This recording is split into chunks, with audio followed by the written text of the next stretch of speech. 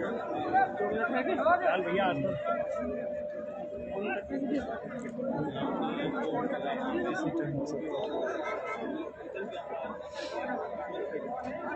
Time हो गया भैया एकदम टाइम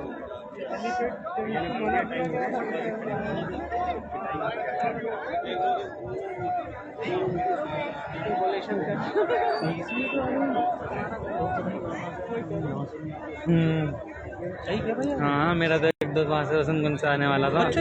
वो तो आया नहीं, कुछ काम वाम पड़ गया। हाँ और क्या भाई, इंडिया में इतना बड़ा पहली बार हो रहा है।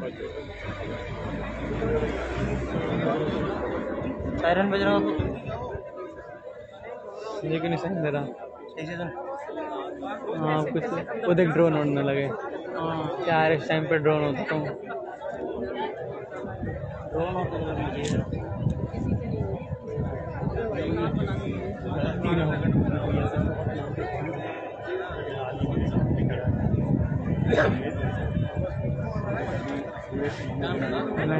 पे लाइव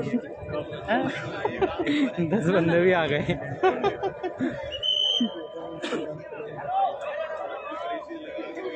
भैया नीचे भैया मैम मैम मैम